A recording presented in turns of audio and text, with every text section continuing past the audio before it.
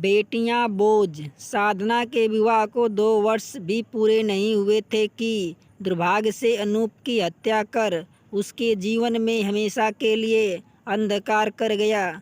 जितना दुख कांता और राम प्रवेश को अपने बेटे को खोने का था, उतने ही दुख उन्हें साधना के विधवा होने का तथा 1 वर्ष के नन्हे आयुष के सर से पिता का साया उठने का भी था। साधना के भविष्य के लिए उनके मन में हजारों चिंताएं जन्म ले चुकी थी। दोनों पति पत्नी साधना से अपनी बेटी की तरह ही प्यार करते थे। साधना भी परिवार में बेहद खुश थी, लेकिन पति के जाते ही असुरक्षा और परायेपन की भावना उसके मन में पर हावी होती जा रही थी। इस डर और असुरक्षा की भावनाओं के चक्रव्यूह में फंसकर साधना अब अपने मायके चली जानी चाहती थी। वह अपना आगे का जीवन वहाँ रहकर बिताना चाहती थी, किंतु यह बात करने में उन्हें संकोच हो रहा था। ऐसा दुख के समय वृद्ध सास ससुर को छोड़कर जाना है, उन्हें स्वयं भी उचित नहीं लग रहा था। उसके मन में पल रहा असुरक्षा का डर उसके कर्तव्य पथ पर बाधा बनकर खड़ा हुआ था। विषम परिस्थितियों में अपना फर्ज पूरा करना बहुत ही चुनौती भरा कदम होता है। कर्तव्य और डर के 2 किश्तियों पर सवार साधना डर के वशीभूत होकर कर्तव्य की किश्ती को डुबा चुकी थी और उसके मन में केवल और केवल अपने मायके जाने की ही थी धुन सवार थी। आखिरकार एक दिन हिम्मत करके साधना ने अपने सास कांता से कहा, माँ, मुझे कुछ दिनों के लिए अपने मायके जाना है। 2-3 माह रहकर वापस आ जाऊंगी। कांता ने कहा, जाओ साधना, तुम्हें भी इस समय जाने से कुछ चेंज मिल जाएगा। मन ही मन कांता सोच रही थी कि मायके जाएगी तो थोड़ा मन लगेगा जाएगा। इस दुख की घड़ी में माता पिता और भाई भाभी के साथ साधना को संभालने में अवश्य ही मददगार सिद्ध होगा। कांता नहीं जानती थी कि साधना के मन में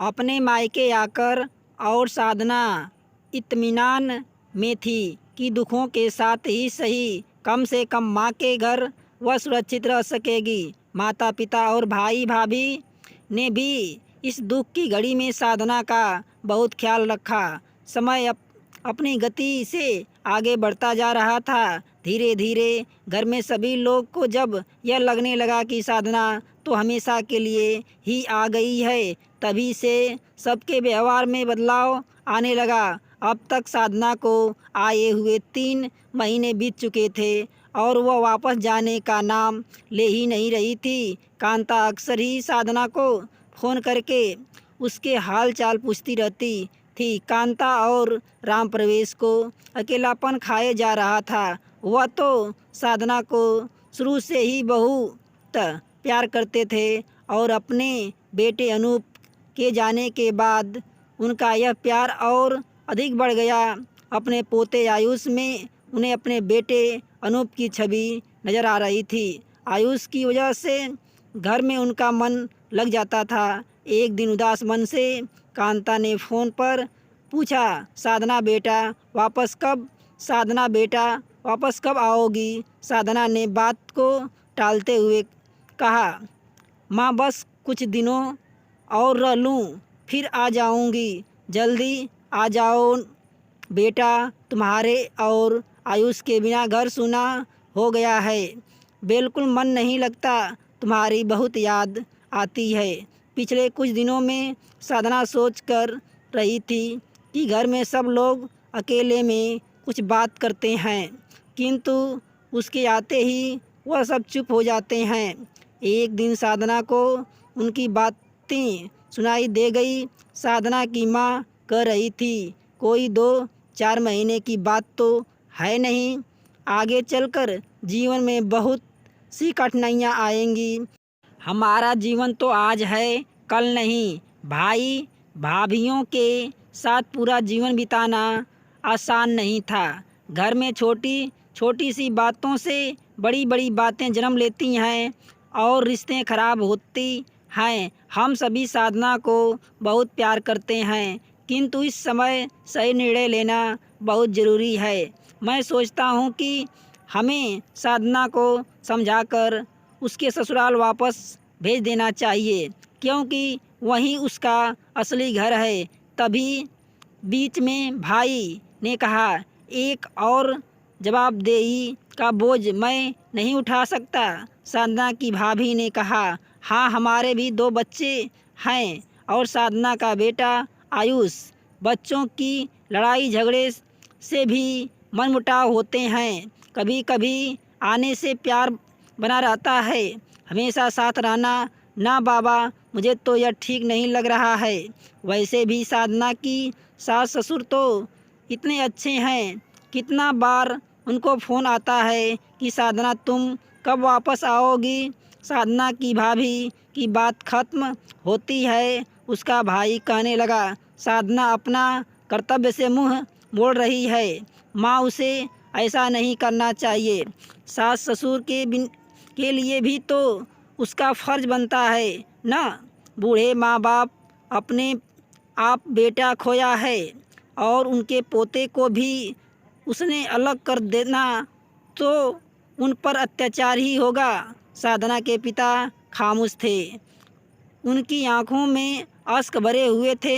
वह जानते थे उनकी पढ़ी लिखी बेटी किसी पर बोझ नहीं बनेगी, लेकिन वह भी बात की गंभीरता को समझते हुए खामोश ही रहे। उनकी उदास आंखों में मजबूरी के अश्क साफ नज़र आ रहे थे। सभी की बात सुनकर साधना की आंखों से अपने आप ही आंसू बहने लगे और इन आंसुओं के साथ ही मायके में पूरी उम्र खुशी और से सुरक्षित रहने की उनकी भावनाएं भी बह गई। आज पहली बार उसने कड़वे किंतु सत्य को हकीकत में अपने समक्ष महसूस किया। वह सोच रही थी कि किसी ने भी तो कुछ गलत नहीं कहा, सबने सही बात ही कही। बुरा मानने या दुखी होने की ज़रूरत ही नहीं। भाई कभी तो सही कह रहे थे, मैं अपने फ़र्ज से मुंह मोड़ रहा हूँ और केवल अपने विषय में ही सोच रहा हूँ। अनूप के माता पिता को मैं अकेला कैसे छोड़ सकती हूँ। अनूप की आत्मा भी मुझे कभी माफ़ नहीं करेगी। मैं ही गलत थी, मुझे अपनी गलती तुरंत ही सुधारना चाहिए। सोचते हुए कमरे में आकर साधना ने अपना सूटकेस तैयार कर लिया और कांता को फ़ोन लगाकर बोला, माँ, मैं आज वापस आ रही हूँ। कांता और राम प्रवेश के लिए यह वह खुशी थी के लम्हे थे जो यदि उनके जीवन में नहीं आते तो शायद निराशा की काले बादलों का अंधकार उनके जीवन में कभी भी सूर्य के किरण को आने ही नहीं देता।